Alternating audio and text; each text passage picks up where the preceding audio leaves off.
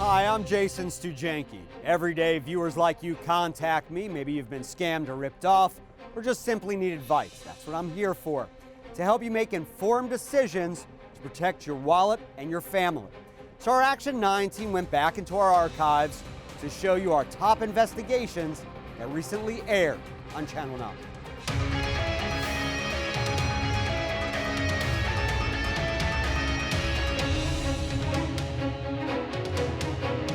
All right, let's start off by talking about airbags. I've told you often about Takata airbags, airbags that are blamed for multiple deaths, but that's kind of old news. Recently, another kind of airbag made headlines, something I also reported on, not made by Takata, but made by a different company, ZF. So we're talking about ZF airbags. This is actually what one looks like. This is a ZF airbag that came out of the steering wheel of a Chrysler 200.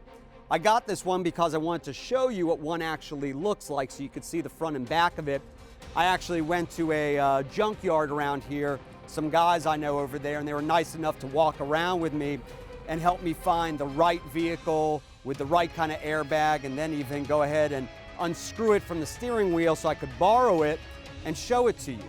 Now, ZF airbags like this are also blamed for multiple deaths, but because it's so much newer of a story, I've been worried that consumers may not know about it, may not know to ask about it, and that dealerships, salespeople may not be aware of the situation either. So I want to make sure folks are armed with the right information. So we did an investigation here locally to see if these airbags and these vehicles are being sold locally, and if so, whether the salespeople are volunteering any information about them. Carrie Daniels had this 2012 Hyundai Sonata. It was affordable. I had a lot of great reviews. She traded it in before the news broke in 2016 that ZF airbags could fail. You expecting a wreck, the airbags to work? Yes, sir. She doesn't know if her airbags would have worked because fortunately she was never in a crash. Still, she thinks about the what ifs. It's concerning, as a parent. You don't want to hear that, especially now that my daughter's driving. ZF airbags are blamed for 8 deaths because they didn't deploy in crashes. The federal safety agency NHTSA is investigating 12.3 million vehicles that have ZF airbags. And 2 car companies issued recalls, Fiat Chrysler and Kia Hyundai. I want to see if the recalled cars are being sold locally, and if they are, how forthcoming salespeople are about those airbags. So I went on Auto Trader. It's one of Channel 9's sister companies. It lists used cars for sale, but doesn't actually sell them. I looked up all the years, makes, and models that are under recall for ZF airbags within 10 miles of our zip code here at Channel 9. I found 28 vehicles. Then I ran the Carfax report on each one, which tells you if there are any open recalls. I took note of every vehicle that had an open recall specifically for ZF airbags. Then I sent producers to see each car in person. They found, yes, the cars are for sale. They also found none of the salespeople brought up the ZF airbag recalls on their own. Have there been any recalls or anything like that? When our producers asked about the recalls, all of the dealers did offer to find out. Any recalls? We have everything for it. Well, I don't think there's any recalls. We can check the Carfax. I know I can print that out for you. Any recalls or anything, I can look at a Carfax. Yeah. I don't think these have any recalls. They might. We can always look at that. There's at least one open recall. Most provided Carfax reports. Airbag, seatbelt. There is a recall listed on here. Legally, the dealers didn't do anything wrong. They're allowed to sell cars under recall. They can't lie about a recall, but they don't have to volunteer information. Best practices would be for dealers. John Brown thinks they should anyway. Get this, he works in the industry. We believe that the best practice of the independent dealer would be to tell everything you know about that car. Even if you're not asked. Even if you're not asked. Brown runs the Carolinas Independent Automobile Dealers Association. What would you want your mother to know? Well, wouldn't you want your mother to know that there's an outstanding recall if you're selling that car to your mother? Or Carrie Daniels worries to her daughter. Safety first, always. That's our biggest concern as a parent, to protect our children. The bottom line is this: don't expect car salespeople to volunteer recall information. You have to do your own homework. If you're buying a used car, go to NHTSA's website, type in the vehicle identification number, the VIN, and see if that car is under recall. I put the link on our app. Also, ask the dealer for a Carfax or auto check report. And if the dealer says the problem's been fixed, insist on seeing invoices or receipts to prove it.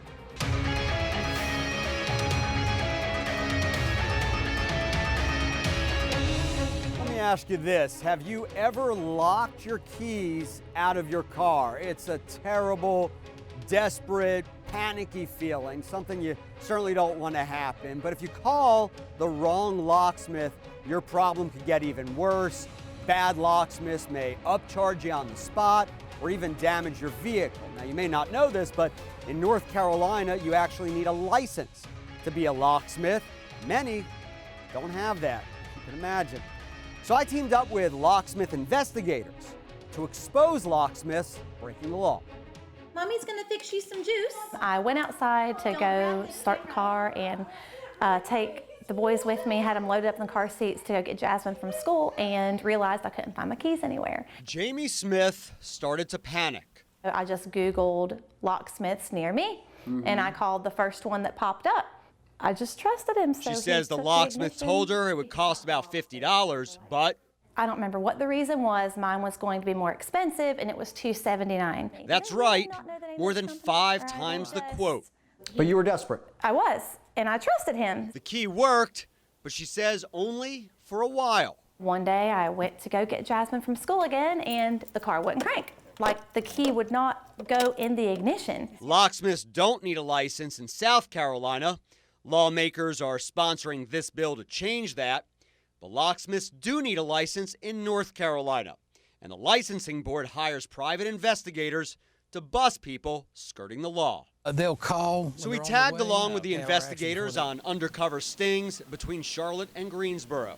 They locked a set of keys in a car on purpose. Then they called locksmiths. Yes, sir. I seem to have locked myself out of my car. And they waited for the locksmith to arrive. Can I see your locksmith license, please? The investigators confronted the ones who didn't have a license, and in some cases, reported them to the licensing board. We know you're not licensed. You know you're not licensed. In fact, most of the locksmiths weren't licensed. You just took money for a service that you're not licensed to do. And some locksmiths were familiar faces, ones investigators have warned before. When you and I spoke last time, you said that you wasn't going to do this anymore until you got your license and everything, right? Yes, sir. Why don't you have a license? Can I talk to you about this? The investigators told me they warned this man more than once. You've dealt with him how many times before? I think this is the 5th time. So it's not an honest mistake. He knows he needs a license by this point. Yes. He finally had a license, but investigators say it was bogus. We know this is not right. We know this is fake. Investigators checked the license number. This number right here does not come back to you. It comes back to somebody over in the middle of the state. You heard right, someone else's number. I assume you'd want to have a regular license, though, so you wouldn't have to run into this. The locksmith insisted he's licensed, that Google says so. I told him it's not up to Google. The only real license comes from the board itself. I mean, whether Google likes it or not, I mean, it's up to the board. They don't like it, they have to go by and check. Why is this bad for consumers? Damages that can be caused, they're not insured. You don't know what the criminal background of these folks are. And a lot of unlicensed locksmiths make it hard to find them again. So to this day, do you know his name or the name of his company? No, I don't. Smith says she finally tracked down that locksmith by phone, but that he refused to make things right. No matter how panicked you are, if you can't find your keys, research the company and make sure they're legit before you call them out and pay them money. And by legit, she means licensed. A locksmith has to take a test, pay a fee, and undergo a background check to get a legitimate license. And it's easy to see if a locksmith has a license. Check out my short how-to video on our app. Here's a picture of a check. It's for $3,650. Now, the company on here is Saks Mortgage. Now, that's a real company in California, but here's the problem. This is not a real check from that company. The company told me someone, a scammer, has been making checks in its name and sending them around the country, and those checks have made their way to the Charlotte area. Jennifer Hunter Riley is a dentist. She's closing in on retirement and decided to sell her practice. Her husband, Edward Riley, was her office manager, tying up loose ends. Came across clients that owed, and we tried to make some arrangements to get that cash in before we sold. One client, we got a $2,500 debt, and they told me they were going to take care of it. Somehow that client had one of those fake mortgage checks. She endorsed it and gave it to Riley to cover her tab, but they came back on a closed account. So the check bounced? Yes, sir. Plus, the fake check was for more than $3,600, and remember, the patient had only owed $2,500. So Riley had given her money back. So not only am I out of the money for services, now I'm out of cash that I gave the difference back from the balance of the check. Riley thinks the woman knew the check was bogus, especially because he can't get in touch with her anymore. He told law enforcement, but assumes the money's long gone.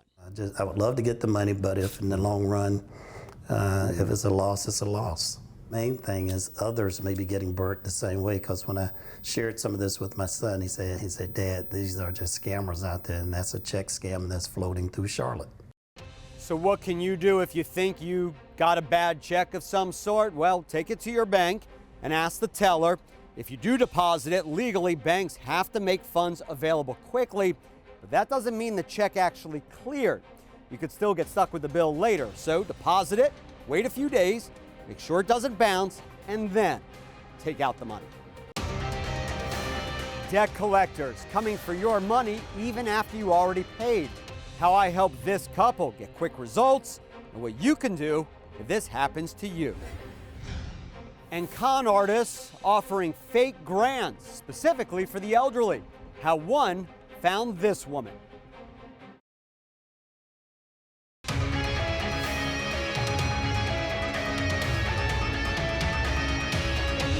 Federal grant scams. I've warned you about them before. That's where scammers pretend to be handing out federal grants. Well, a Lincoln County woman came across a version specifically targeting the elderly. Facebook? Yes. Catherine Shook says someone stole her friend's Facebook identity and messaged her. Kind of why I believed it. Yeah, you recognize the name. Makes sense. Yeah. The scammer told her about a federal grant for the elderly. Well, I would have done some things around the house that needed to be done. I had that ramp built out there while I was in the rehab, so I wanted to, get it paid for. So she pursued it. So you had to give him your phone number? Yes. And he texted you questions? And they wanted the address and what country and what state. Then came the money part. The scammer asked how much she wanted. She said $50,000. Then came the con. It was $50,000. You had to pay $560 when they delivered it to you. That's right. Pay money to get money. I always tell you that's a red flag. Thankfully, Catherine caught it. I told him, I said, this is a scam. He said, I said, you insulting me. I'm glad I didn't fall for it. But you didn't want to see somebody else fall for it either. Because you don't know, who might and who might not.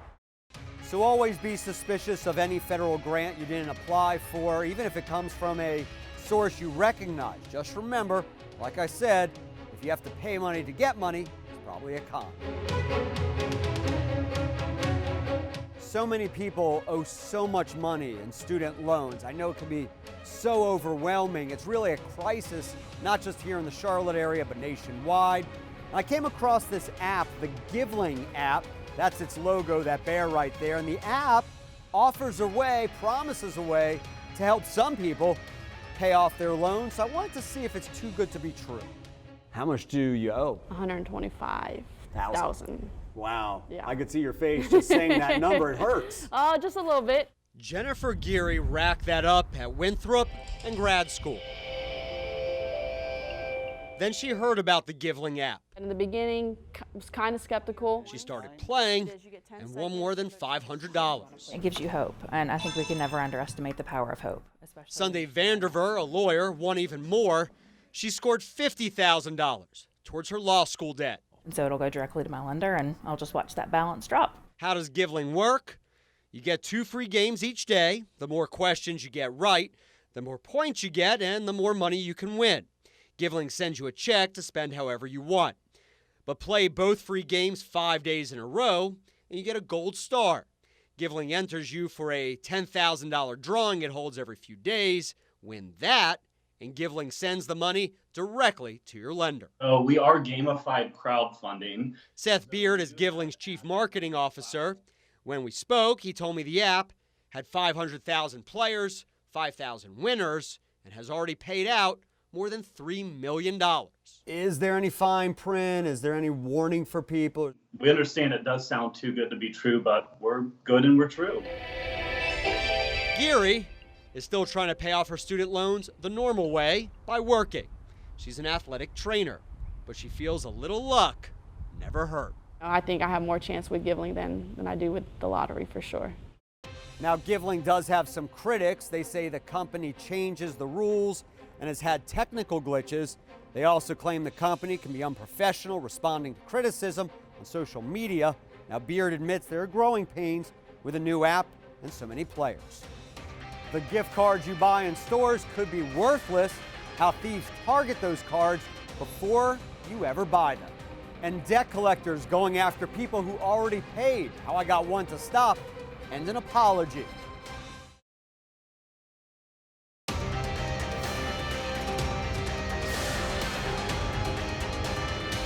A Charlotte man emailed me. He and his wife had paid their medical bills, but debt collectors were still coming after them anyway. So I helped them and got them more than just a quick result. Gayla Lambert went to the doctor and paid the bill. And months later, out of the blue, we got a letter from a collection agency. It said Gayla owed $55, so her husband, Barry, showed the collection agency the canceled check, proof they paid. So I figured, I provided the documentation, it's over. But a year later, another collection agency came calling, saying that with fees, the balance was up to $183. So Barry sent that company the canceled check, but that didn't settle it either. And said that we're going to report your wife to the credit bureau. That's when I told her, well, we're going to call Action 9. And we did. And I went right to the source, Gayla's provider, Atrium Health. For privacy reasons, it wouldn't discuss her case with me, but it did look into it. And just days later, Barry says an Atrium Health vice president called him. He was very apologetic, and first thing he said was, we got a call from Action 9. And he said, I've gotten all the records together. He said, I'm sorry this happened. Your balance is zero. Even the collection agency apologized in writing, saying twice it wants to apologize for any inconvenience. It also said it would notify Equifax to remove this from the Lamberts' file. Very grateful that you got involved. I hear about problems with debt collectors a lot. Once you know who made the mistake, go right to the source, complain in writing, and make sure you keep good records. I probably couldn't have helped the Lamberts without that canceled check.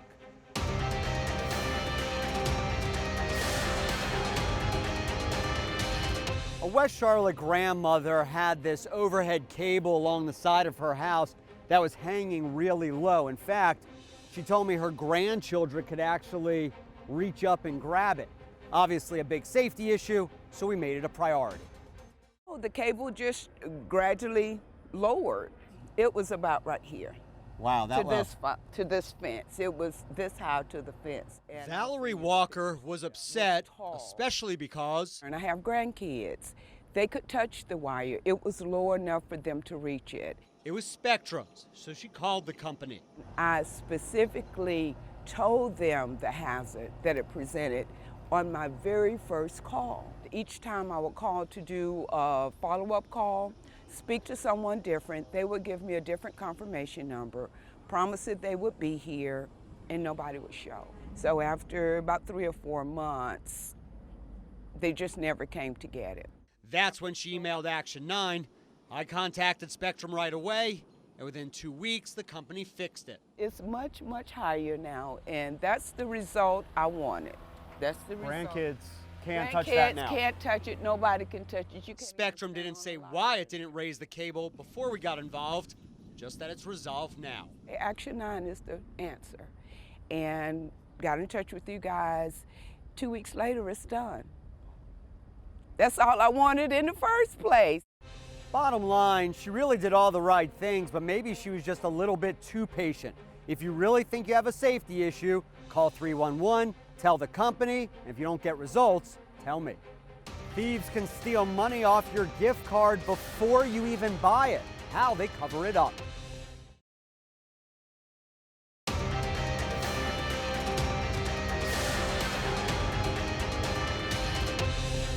You buy a gift card, you expect the money to be on here, but sometimes thieves get to the money first. Here's what they do. They go inside a store, they take one of these off the rack, they copy the number down here at the bottom, they scratch this off the silver part. You've all seen that before.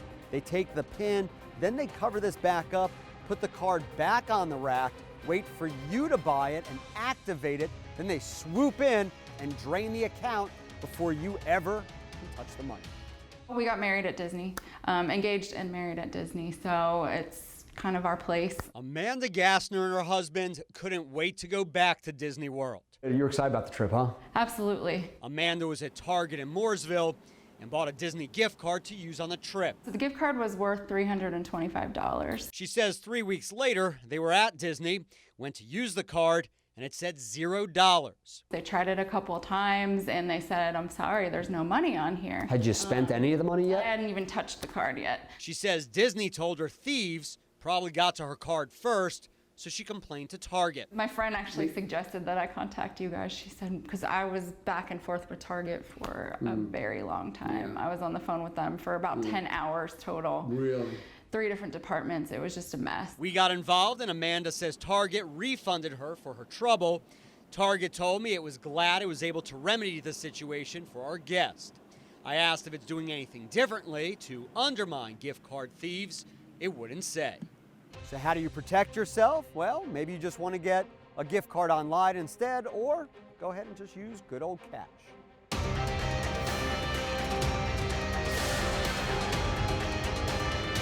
That's all for now. If you've been overbilled, ripped off, or misled, we'll look into it.